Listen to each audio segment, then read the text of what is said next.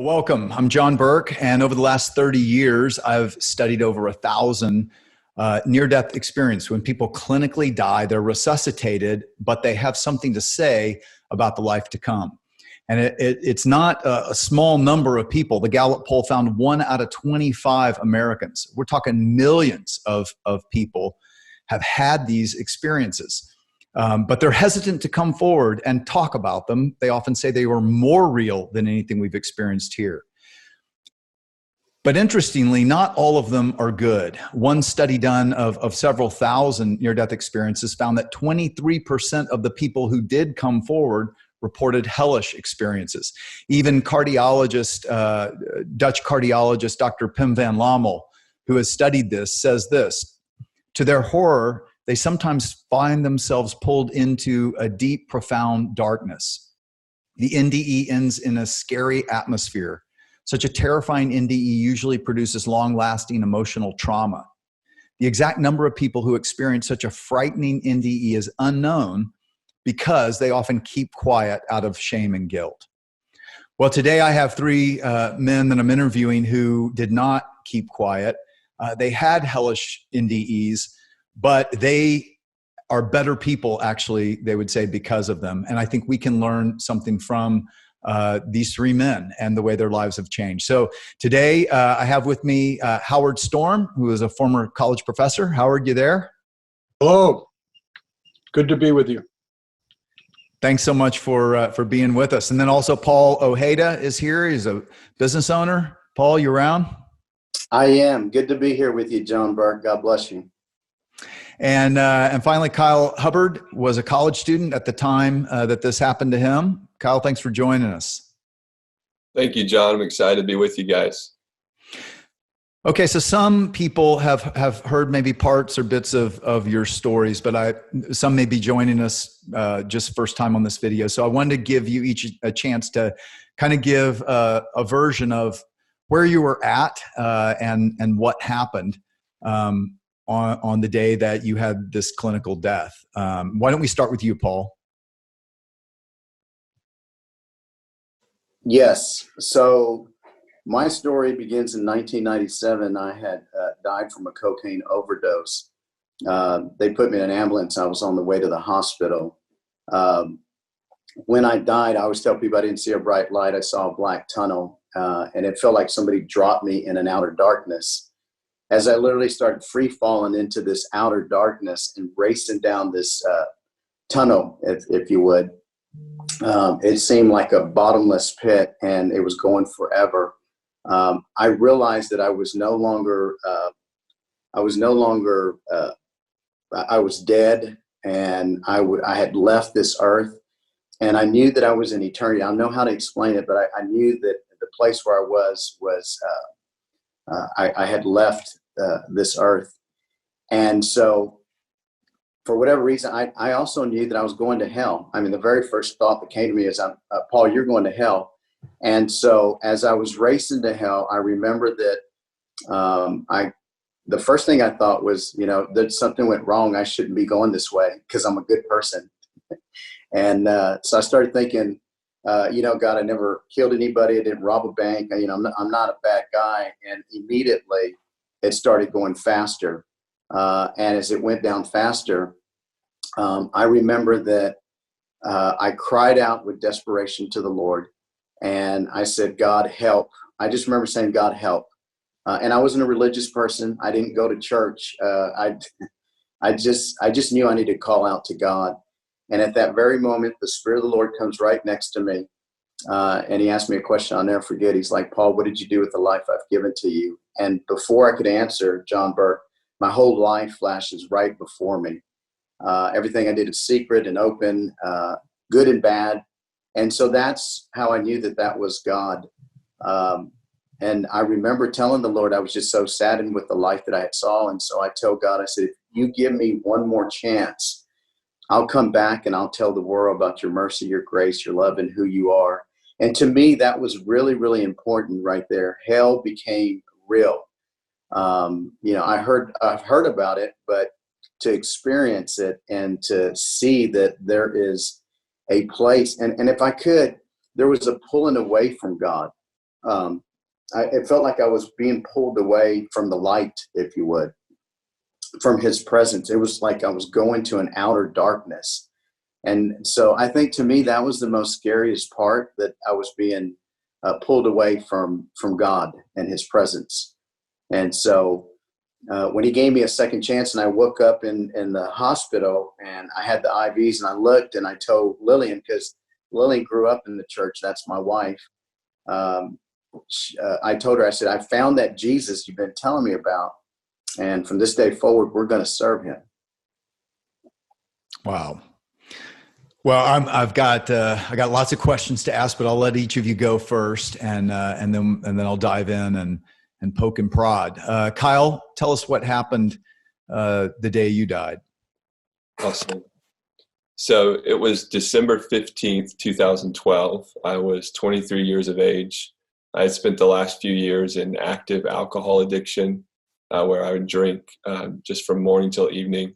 So this put me in a hospital, and I was actually in the middle of a withdrawal, a medical withdrawal, medical detox, where they hook you up to anti-anxiety medication, things that basically keep your nervous system from going haywire. When you take away this substance, your nervous system can go haywire, and you can be susceptible to heart attacks, strokes, seizures, you name it. And a lot of people with alcohol addiction actually die with the withdrawal. And so I was in this kind of life and death struggle in the Baylor Scott and White Hospital in Lakeway, Texas, just outside of Austin.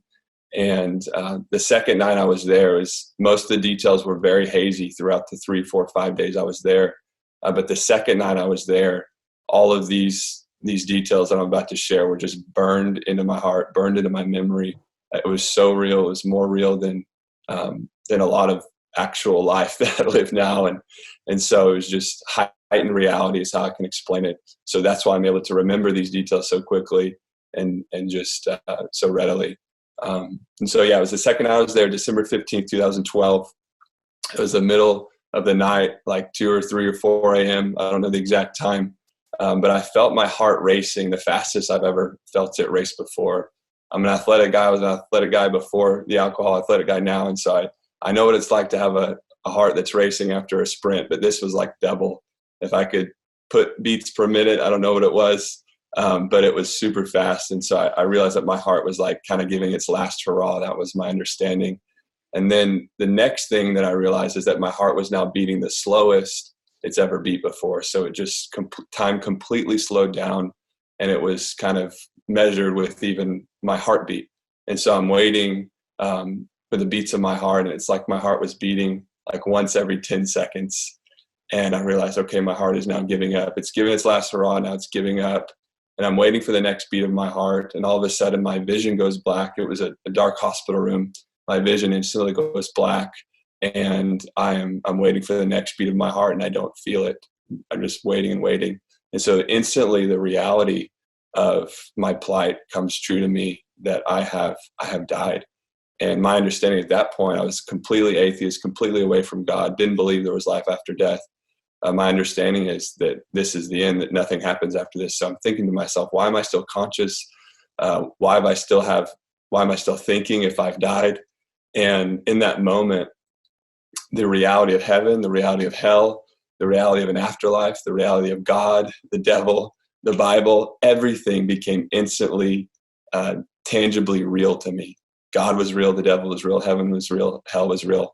But I knew with how I lived my life that there was no way a perfect, holy, righteous God would accept me. So I knew, just like Paul, I knew I was going to hell, and I was going to a real place of torment. And so the next level that I experienced, John, was really scary. And it was after the level of darkness of vision, that my vision went out. And it was this dark, dingy, kind of yellow, old style hospital room. And there were people running around trying to inject themselves with a drug, trying to get a drink, whatever gave them peace on the earth. They were looking for that, but they couldn't find it. They were opening drawers. There was nothing in there to give them relief. And so peace was completely gone in this stage. And people were scrambling for anything just to give them some relief. And I was right there with them, looking for a drink, looking for something, but there was nothing to be had. There was no relief in that stage.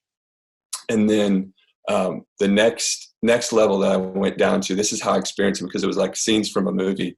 The next level. Kyle, were you also dropping like Paul was saying, or is this like there was a descending? So like from this, my vision went black, and then I descended to this kind of dingy old hospital type of like setting where people are running around looking for things to give them relief. And then I dropped to this third level now, which is the details are very intense, but basically there was this grandmother figure who was sitting in front of me. Half of her face was in the light, and it was the most beautiful, beautiful thing I'd ever seen, the most peaceful thing I've ever seen. The other half of her face was in the dark, and that was the most grotesque, evil, like flesh-eaten scene I've ever seen. And so I realized when she turned that she was actually not good. I thought she was good. I thought she was there to help me at first, but when she turned, I realized that she was actually there to hurt me. And in that third level, I mean, I'm sorry, I have to interrupt because I'm sure people are just thinking this is like TV. I mean, are you sure? Why would that be? Why would you see something like that? I have no clue, but it was the most real thing. I can see her image in my face today, and she was sitting in front of me, and I thought she was there to protect me. But like I said, as soon as she turned, it was just the most evil thing that you could imagine. And in another room, there were sounds of basically evil people that were asking if they could kill me. They said, "Can we kill him now? Can we kill him now? Can we kill him now?" And she kept saying, "Not yet, not yet, not yet." And but you were dead. Why were they? Yeah. What does that mean? So somehow I thought I had died, right? I'm in this other place, but somehow there was an actual other death where they would come at me and kind of torment me, and whatever they were planning on doing, it was basically to destroy me at a deeper level. And I'm in my physical body too in this stage. It's completely me in front of this evil grandmother figure. And so you can still feel things. You feel like you're yourself. You have a body. Completely. I knew I was Kyle Hubbard. And senses.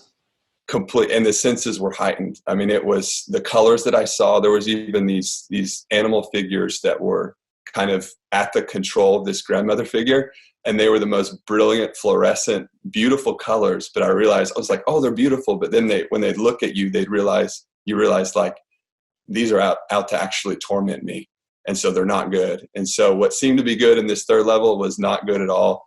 She kept holding back the people who were wanting to destroy me at a deeper level. And then all of a sudden I go to a fourth level, I descend down. And this is where it gets just interesting, where it was kind of a reprieve. It was almost a chance. Even in that hellish experience, it was almost a chance to repent at that stage.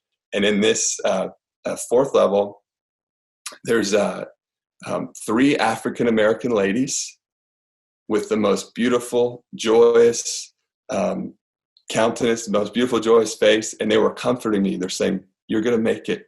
You're going to make it. You're going to be okay." And they started singing gospel music, like all about Jesus. They started singing over me and basically saying, "You're going to be okay. You're going to be okay." But again, my heart was condemning me so much. I was like, why am I even deserving this reprieve, this peace?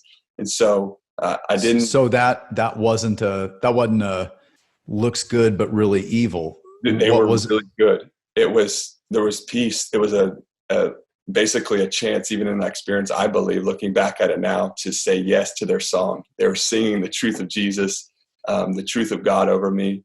And it was almost like an old gospel church service that I was in this fourth level. But I didn't, like I said. And you grew up in church, right? I did. Yeah. My dad's been a pastor for over 40 years. So I grew up every Sunday, Wednesday. I knew the songs, I knew the language, but my heart was so far from God. I was a pre-med major. It was all about rational thinking, science, what you can see, what you can feel, what you can touch. But I'm in this place where I'm seeing, feeling, and touching supernatural things, and I have no grid for it. And again, so my heart is condemning myself, even when these African-American ladies are singing identity over me. I didn't accept it. And so now I go down to the last level, which is me just descending, really similar to Paul's story, where I'm descending down and into deeper and deeper darkness, deeper and deeper torment, deeper and deeper just total fear. Like the worst anxiety attack I had on earth was nothing compared to the anxiety that I was feeling in this moment. And so I realized, okay, and this is where I'll wrap up here, and I'll let our other guest share, Howard, the thought gets put into my heart, since I'm going to be here forever. I knew I was going to be here forever. That was without a doubt. I'm going to be in this place of torment. I might as well get right with the person who rules this place, or the entities that rule this place. So the thought comes in my heart, John, to start cursing God and cursing Jesus with every curse word I knew. Because I thought, if this is what the devil believes, I knew he hates God, he hates Jesus, I might as well start agreeing with him and agreeing with what he agrees with, because maybe I'll have some place of authority, or they'll give me a drink of water or a cold beer or whatever. And so I start cursing God, cursing Jesus with every curse word I knew for probably 5 minutes. And every time I'd say a curse word, I would fall into deeper and deeper pain. So I realized I came to the end of myself, and I was like, this isn't getting me anywhere. So now the last moment before God rescued me, as I'm suspended in nothingness in a deep, dark void, the only things I remember were out on the periphery of my vision were these kind of like little furnaces you see in a log cabin, but they were way out in the distance. That was the only light. It was like this low glow, and I'm suspended in nothingness. And I've come to the end of myself. I'm not cursing God and Jesus anymore, because I know that's gotten me to this place. And so one word comes into my heart or into my mind to say, and that's the word yes. Why yes? Just one word. I didn't know what I was saying yes to, who I was saying yes to, but that's the word that came in my heart. I knew that that's what I needed to say. And so I yelled it. I yelled the word yes into the nothingness. Yes. And as soon as I yelled yes, I was instantly back on that hospital bed in that hospital in Lakeway, Texas. But this time there was a tangible peace in the room, like a true, like everything is okay, a true peace. And I realize I'm back to life, and I'm getting my bearings. And I see a little life review of just a few scenes from my dad and I growing up, where he was like throwing the football to me, and it was just me and my dad. It was some of the greatest moments from my childhood. And I really just feel that's the Father's heart over us. That's what he wanted me to remember from my life, remember it through the lens of mercy. And so I see the kind of little old TV scenes of my dad and I's favorite moments. And then I'm still getting my bearings, realizing I'm back to life, but with this tangible peace in my heart, like I'm at grandma's house. And I look up to the right, and it's in the middle of the night. So it's a dark room. I see written on the wall in bright, glowing, like the color of lightning, is a Bible verse. And it was John 3:16. It wasn't the actual verse written out word by word, but it was just the scripture address. And God probably knew that was the only verse I remembered from being away from him for so long. We had to memorize that every vacation Bible school and everything. So I knew that it wasn't just some mysterious thing that brought me back. The thing, or the person, the God I said yes to, was the God of John 3:16, which is, it's Jesus. God sent Jesus because he loved me, so that I wouldn't have to stay dead, but I would have everlasting life if I believed in him. So I was like, oh my goodness, Jesus is real, God is real. And that peace just carried with me the next day. And then we can talk about the other stuff. But yeah, the peace was so real. It was heaven on earth, even though that was the experience just before. It was night and day as soon as I said yes to the God of John 3:16. Wow. Well, I'm not saying this. I hope it's not offensive, but people probably would go, okay, that just feels ridiculous. That's got to be, you got to be making this stuff up. I mean, this is like, you've seen too many horror movies. Right. And I would say it too, except I've talked to so many of you who've said the same thing or very similar stories. Howard, tell us about yours, because at the time of yours, you were a tenured college professor. One of the things that convinced me is I look at some of you guys and I'm like, what in the world would make you want to make something like this up? You had nothing to gain whatsoever. And when you came back, it hurt your career, right? But tell us what happened. My experience happened June 1st, 1985. And when I was a teenager, I got very disillusioned with the church and religion and all that, and became an atheist. I started studying philosophy. And when I went to college, I got really into existentialism. All my friends at the university were atheists, and we used to mock Christianity specifically, not other religions, just Christianity. And I used to try and dissuade my students who exhibited any kind of religious sentiment that that was childish, and it was the same as believing in fairy tales, something I'm not very proud of now, but that's who I was, thinking that I was going to dissuade them from those ridiculous myths. And June 1st, 1985, I was leading a group of students around Europe on a 3-week art tour, and we were on the next to the last day. And at 11 o'clock in the morning, I had a perforation of the small stomach. My wife called the desk at the hotel, and they called a doctor, and he came and knew immediately what was wrong, as I had perforated, which means a hole in my small stomach. Said that I would die if I didn't have an operation immediately, and called an ambulance, and they took me to the public city hospital of Paris, and was taken to emergency, seen by 2 doctors, said the same thing as the doctor came to the hotel, that I had to have surgery right now, within the hour. So they sent me to the surgical hospital, and unbeknownst to me, because it was a Saturday, there was no surgeon available to do anything for me. So I was actually never admitted by any doctor into that hospital. So every doctor I've talked to said that my life expectancy was only a few hours. And I've talked to a lot of doctors about this. I was never given any drugs.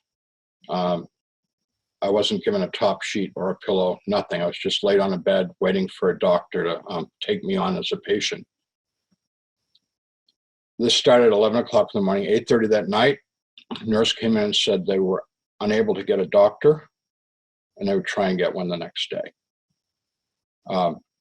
For hours, this pain, which had knocked me to the floor with the most acute, horrible pain I've ever experienced in my life, got bigger and worse. Instead of being just a place in the middle of my abdomen, now it was my entire torso. It was impossible to breathe anymore. And I was, because I was an atheist, I was terrified of dying, because I knew that, just end of the movie, the end, nothing else. I knew that for certain, and all of my friends at the university, who were all professors, they all knew that too. And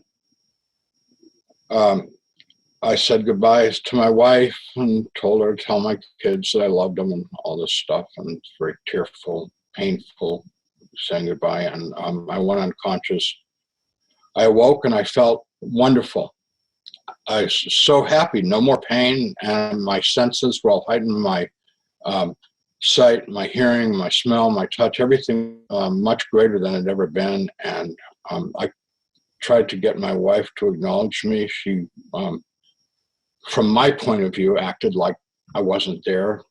I had a roommate in the room, a 68-year-old Frenchman, and he wouldn't acknowledge me. And I also noticed that there was this piece of meat in the bed that I had been in that had a very disturbing resemblance to me, but it couldn't be me. Did you realize you were dead? I refused to acknowledge that I was dead, because I felt great. How can you be dead and feel that good? It's impossible. And I knew that the thing in the bed, which was dead, couldn't be me, because I was standing there looking at it. You can't look at yourself. That's not possible either. And I heard people calling me outside the room, and they were saying, "Howard, hurry up, come with us." So I went over and I said, "I'm sick. I need a doctor. I'm supposed to have surgery." And they said, "We know all about you. Been waiting for you a long time.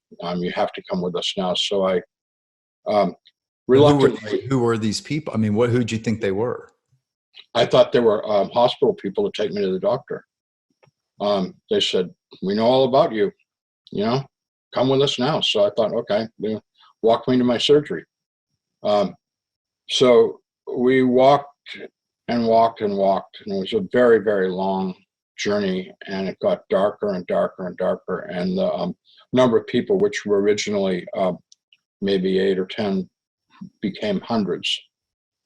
And hey, let me pause just a second, because I've wondered, like, what would have happened if your experience had stopped right there and you'd come back to life? Because some have experiences that are shallow, some have experiences that are deeper in terms of these near-death experiences. If you had come back to life right then, what would you have thought? I wouldn't be talking about it. I would have thought that was really weird, and I wouldn't have told people about it, and it certainly wouldn't have changed my life. So initially, this is like a welcoming committee of people who are nice, and they're saying, "Come with us. We're going to help you." Yeah. But it didn't end that way, did it? No. So eventually, I was terrified because they were getting very ugly, saying really horrible things, what they were going to do to me and stuff. And I said, "I'm not going with you any further." And they said, "You've got to go further." And I refused. So they started to push and pull, and I fought back. And eventually the pushing and pulling turned into hitting and kicking. And then that turned into biting and clawing and scratching. And then that turned into them invading my body, which I don't like to talk about. Eventually I was just all ripped up in a fetal position, just total pain. But the greater pain was the emotional pain of what they had done to degrade me. And I heard a voice say, "Pray to God." And I thought to myself, "I don't pray." And the voice said, "Pray to God." And I thought, "I don't know how to pray. I can't pray." And the voice said, "Pray to God." And I thought, when I was a kid and went to Sunday school, we learned prayers. What were those? And I'm trying to think of things, and I'm thinking of all the things I'd memorized as a kid, like the Pledge of Allegiance and Gettysburg Address and Shakespeare and stuff like that. And finally I come upon, "The Lord is my shepherd." So I say it. And the people around me were very, very angry and saying in incredibly obscene, horrible language that there is no God, nobody could hear me, and they were going to do much worse things to me if I didn't stop that immediately, which encouraged me to start using God and Jesus in the crudest possible ways to eke my revenge back at them and drive them. And I drove them away from me, and then they left me there, and I had an opportunity to go over my life.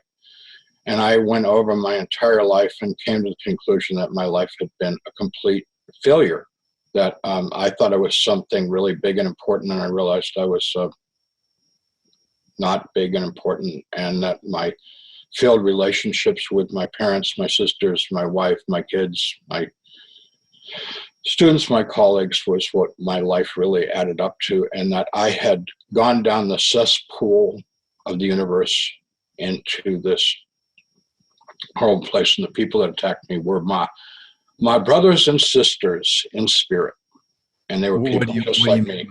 And where were you? What do you mean they were your brothers and sisters in spirit? And where were you at that point? I was in a place of nothing but people who had lived their lives to gratify themselves, and now they were able to live without restraint. And the thing that made the place awful was their behavior. Since there was no restraint on their behavior, it was a world of domination and conquest and demeaning one another, which is what was in their hearts as they lived in this world. They lived to dominate and gratify their desires and to demean other people. So I realized that this is what was for me forever and ever and ever, and there was no way out. And I sank into the deepest despair and hopelessness. In that place, a memory of myself as a little child in a Sunday school classroom came to me singing "Jesus Loves Me." And it was very vivid, and more important with the words was I felt what I had felt as a little child, that there was this great guy, this Superman kind of figure named Jesus, who I used to pray to, and he used to get me out of jams and chase the nightmares away and things like that. And I thought I'd take a chance on him because my memory of believing in him was so vivid as a child. And so I called out to him, and when I did, a tiny light appeared in the darkness and it became very bright, and out of this lightness came his hands and arms, and he reached down and touched me. And when he did, all of the gore that I could see for the first time in the light that he had disappeared, and he filled me with his love, and his hands picked me up, and he put his arms around me and held me very tight against his chest, and I wept into his chest. And he took me out of that place. And as we were going towards heaven, I felt really bad about my life. And I thought, I've made a terrible mistake. I don't belong here. And he spoke to me for the first time. And he said, we don't make mistakes. You do belong here. And I said, how'd you know that I didn't say that? I thought that. And he said, I know everything you've ever thought. And just for the sake of brevity, he then called over a group of angels, and they gave me a life review, and we went over my life in very great detail and what I came to, which was awful experience for me, and the life review. And at the conclusion of it, I realized that I was here to love people, to be compassionate, to love God and love one another, and I had utterly failed. And when that was done, Jesus said, do you have any questions? And I said, I have a million questions. And he said, ask whatever you want. And so I asked everything I could think of to ask at that time. And he answered everything clearly, patiently. And we went places and we saw things past, present, and future. A lot of my questions were personal. And at the conclusion of it, I said, now I want to go to heaven. And he said, no, you got to go back to earth and do this the way you were created to do it in the first place, to live a life the way God created you to live a life, which is very clear, which was to love, to be a loving, kind person, loving God, loving my fellow man. And we had a big argument because I didn't want to come back, and he persuaded me that it really was the best thing for me. So I agreed to come back, and when I came back, I was slammed back into the body, into the pain, and immediately nurse who had been in the room earlier came into the room and said, a doctor has arrived at the hospital and we're going to have the surgery. So they prepped me and I had the surgery. Wow. I mean, again, like if I hadn't heard so many of you guys say very similar things, I think I would again think you've watched too many movies. But as you've said, I mean, you also experienced these people. It's kind of like the worst prison scene on earth, right? Mm-hmm. Where people who want their will done are given free will. It's kind of like victim or victimizer, right. Or victimized or victimizer. And you were in an outer darkness as well? Yes. So I'm curious. I mean, Jesus talked about this. He talked about this outer darkness. He said where there would be weeping and gnashing of teeth. Others, though, hear these hellish near-death experiences, and they talk about how, well, that's because you had low vibrational energy when you left this earth. And, love, of course, is the highest vibrational energy, they would say. And so you go to where your vibrational energy was. And that there's a chance to get out of it. And I guess you guys did, but from having experienced it, what's your interpretation of this?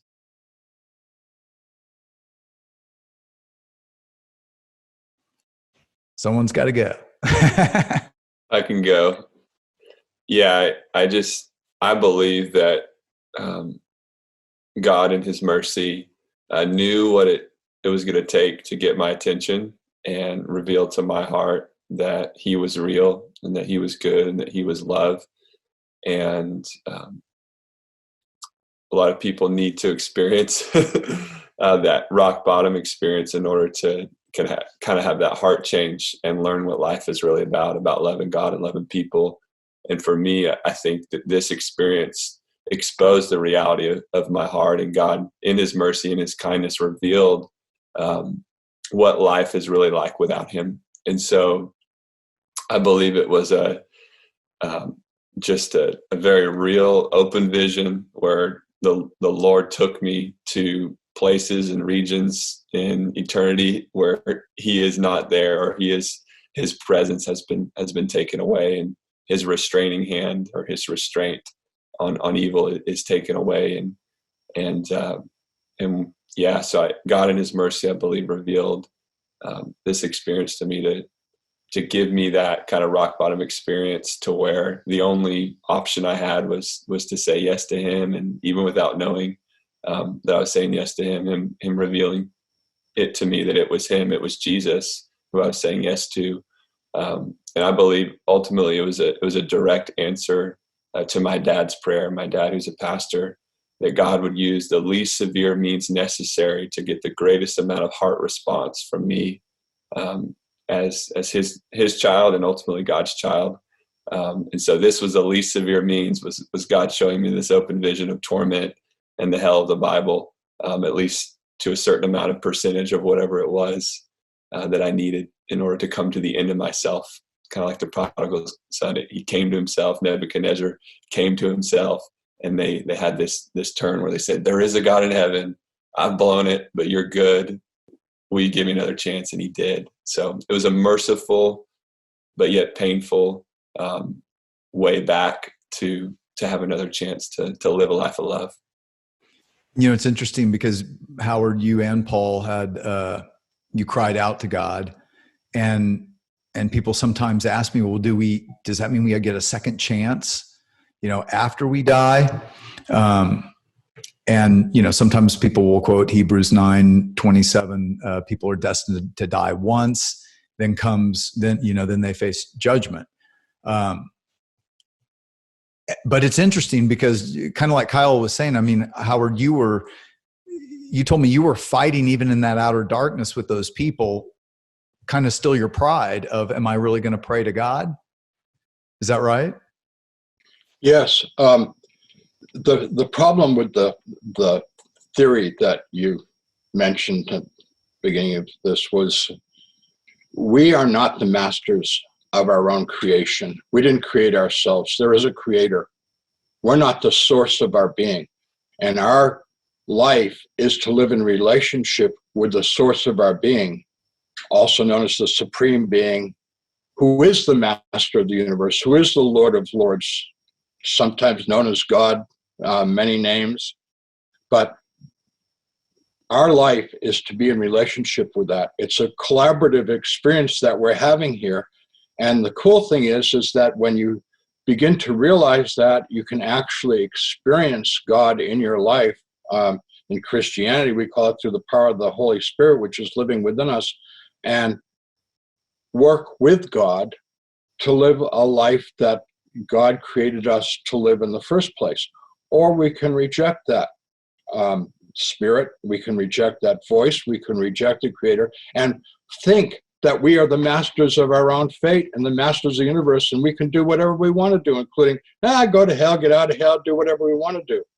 I believe that these experiences are a gift from God, even the negative ones, and God gives these gifts according to God's incredible knowledge of what people need at the time. And I'm thankful for the gift that I was given, although I wouldn't wish it upon anyone. And I've been leading my life trying to get people to consider having a relationship with God.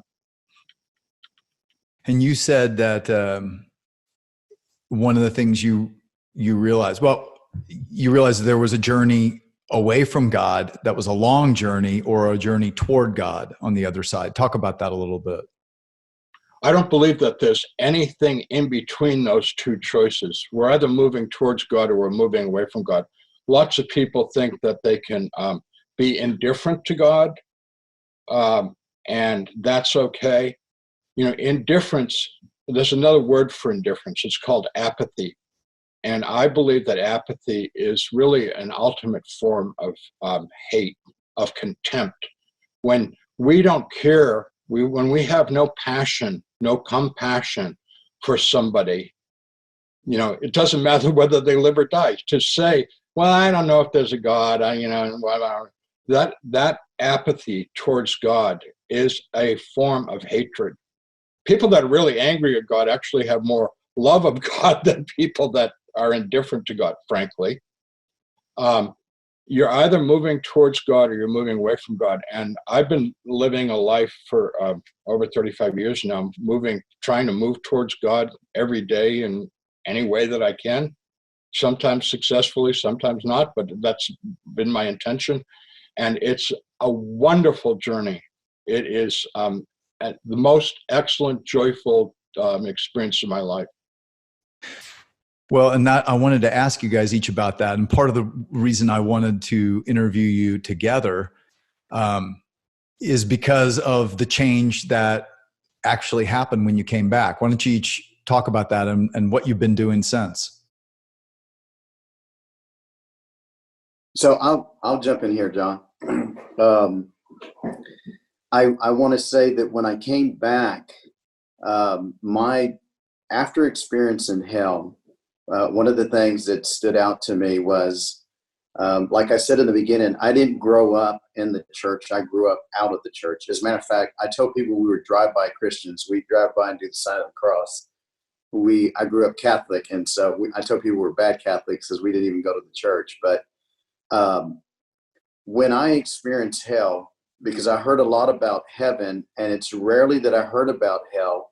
And when I did hear about hell, I remember that when I was partying and drugging and hanging out in the world, to me, hell was just going to be this big old party where everybody's going to be hanging out. And so it was going to be a great place to go.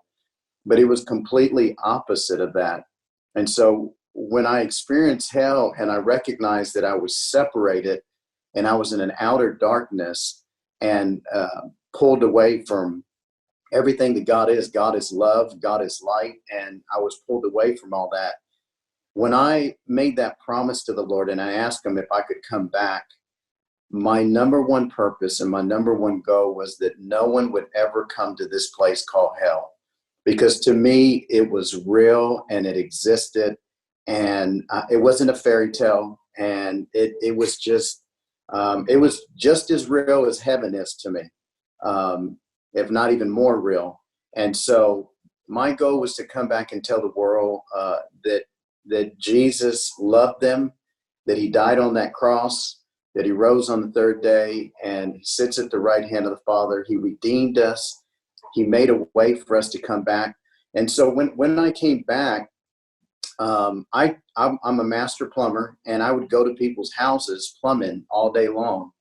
And so everywhere I went and God gave me an opportunity, I would share the gospel and share the love of Christ and tell people. I never said on my way back to, hey, I want to be a pastor or I want to pastor a church. That was never my goal. My goal has always been, even to this day, that if I could just pull one soul out from the flames of hell and bring them back to the light. I mean, that's all my goal was. And so in 2004, we were living in Houston, Texas. I had a thriving plumbing company, and we were doing great, and everything was fine. And at that time, we were going to a nice big church in leadership. We would have a home group. We had anywhere from 45 to 75 people coming, and they were drug dealers. They were from the cabaret. They were dancers. They were just all kinds of sinners and people that were lost. And so we just reached back out to those people that we knew and where we had come from. And so in 2004, the Lord told me, he says, Paul, do you love me? And I said, I love you. And he said, well, if you love me, I want you to give up all this, your business, your money, your house, everything. And I want you to move to Austin. I want you to start all over from scratch and open a church called Austin Powerhouse. And 2004, my wife and I, we did that. We came to Austin, Texas. We opened a church.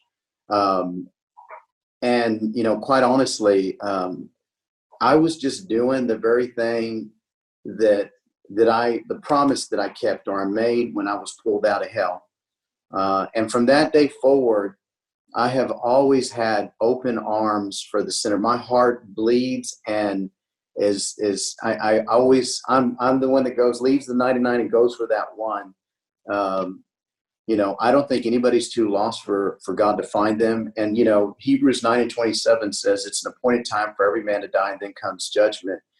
When I came back and I started reading scripture and I read that, I was like, well, I mean, if I died, how did I come back? But I realized that I was on my way to the place. And on the way, God gave me an opportunity to repent. And when I repented wholeheartedly and sincerely before the Lord, God gave me another chance. And so I just feel like if you're breathing, even in your last breath, even after you die, God's mercy is so rich and so great. And so I just feel like that's why we can never give up on anybody. And this part of this hell segment, I feel like right now you're talking to Shadrach, Meshach, and Abednego. All three of us went through the fire, and we made it out because Jesus showed up in that flames. So thank you for allowing us to share. I will say this, after my experience, I was hesitant to open my mouth, and I was kind of like, I had never read the Bible, so I didn't know there was an outer darkness. I didn't know there was a bottomless pit. All I ever heard people talk about was heaven and a bright light, but I never heard anybody talk about hell. And so as I began to research and look, and I heard other people talk about that outer darkness and being cast out, I realized what I had experienced was real, and the other people confirmed the very same thing because they had experienced the same thing as well. So today we have a beautiful church in Austin, Texas, and God has blessed us. We've seen many people get delivered from drugs, alcohol, all kinds of stuff. Many people have come to Jesus and given their life to the Lord. And so I'm happy that I didn't go to heaven. Maybe I wouldn't have been as passionate as I am. Maybe that's what the Lord knew, that's what I needed, was a hellish experience, so that I would be very compassionate for the lost. And that Lily and I, my wife Lillian, goes into the cabarets and ministers to women, and there we've helped drug addicts. For my job, my company, I've hired people that one of my best employees has 7 years of sobriety, has not drank, and came out of prison and has turned his life around. Today he's married, he has his children, and so we've just seen God do great things through that. And so I'm grateful to the experience. I wasn't grateful at the moment. It scared the hell out of me, literally, Yeah. Literally. But I'm so grateful for the experience. It's what's kept me for the last 23 years chasing the love and passion of Jesus Christ. Well, and that was one of the things that I wanted to have all three of you, because Howard, you came back as well, having experienced, and you told me Jesus came into that outer darkness brighter than the sun, and these arms take you out. He sends you back, but you're a tenured college professor, and yet you made a radical life change. Why? As soon as I was able, I was very, very ill and in the hospital for many months. And I came back to the United States sick, and it took me a long time to recover. As soon as I was barely ambulatory, I went to a church, and I was like, yeah, these people are looking for what I'm looking for, a relationship with Jesus, And some of the people there had a real relationship with Jesus, and I wanted more. And so went back to the university when I got well enough, and I loved being a professor, but I felt that I needed to help build up the church. And so I started going to seminary, and I loved seminary, went for 3 years and got my Master of Divinity, and became an ordained pastor and served churches for 30 years.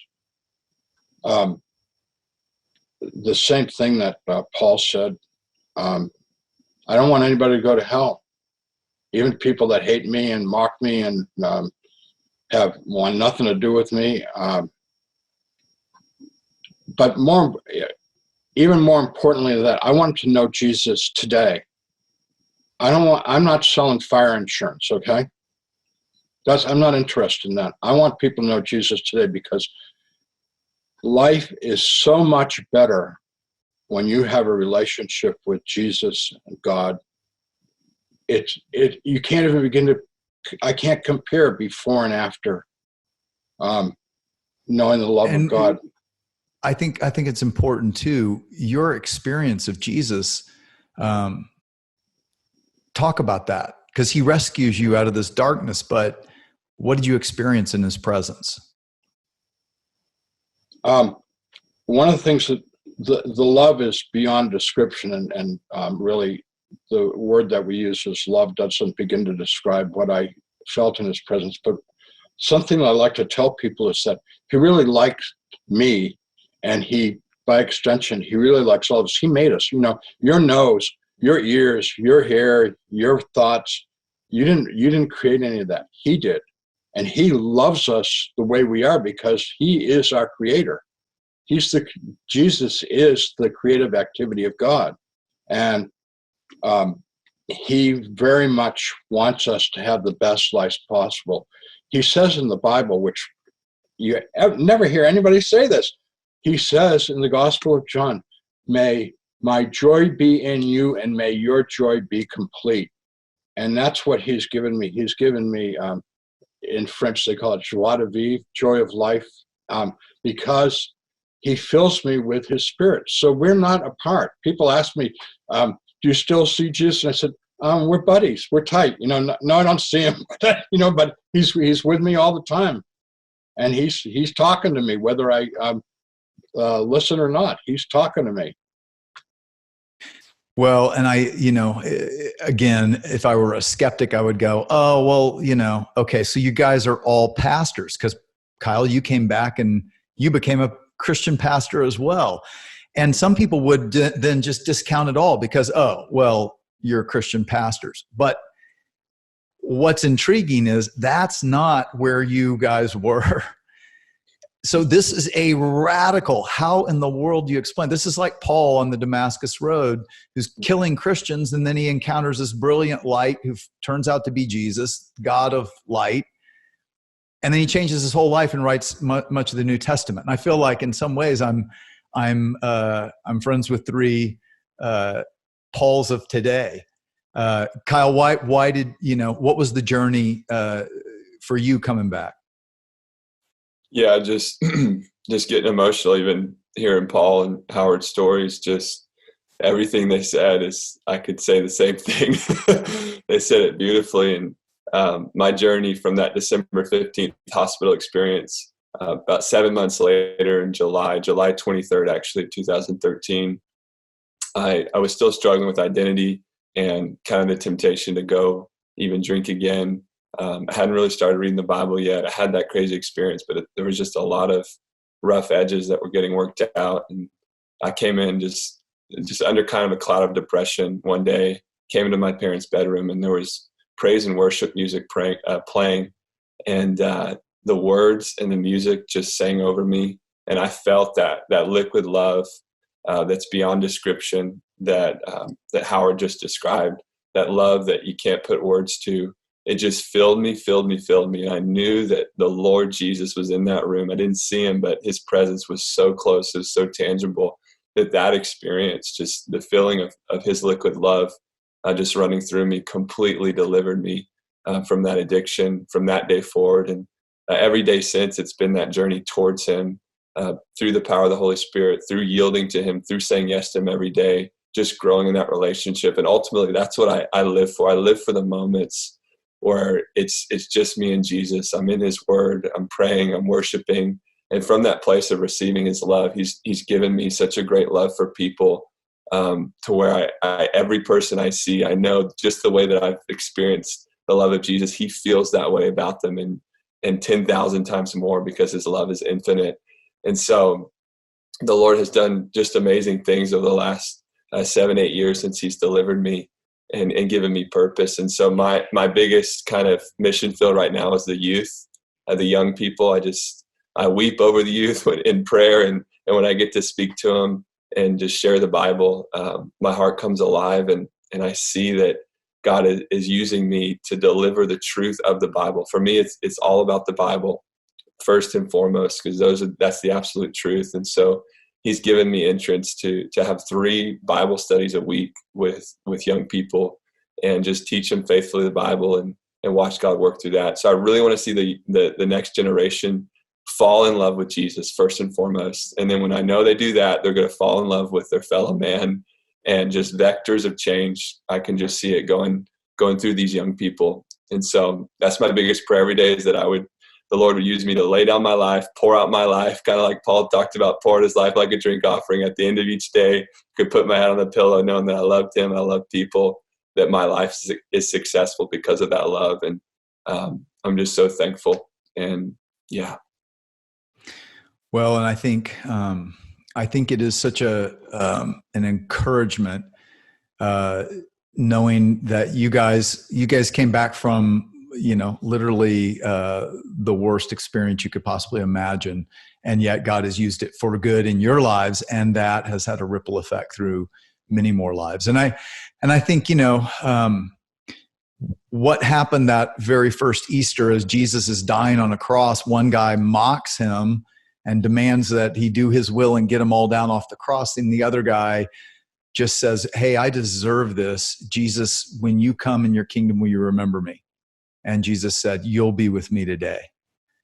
And you guys are evidence of that mercy, that love that God has, that what Jesus did was pay the price of justice, so that literally the last second in the worst place, anyone can call out to him and know that we're right with him for eternity. Well, I just want to thank you guys so much for taking the time. I could talk to you forever, because I know that there's so much more to talk about, but thank you for just the way you love people so well and are such a good, really representation of the God of light and love that you experienced. Thanks.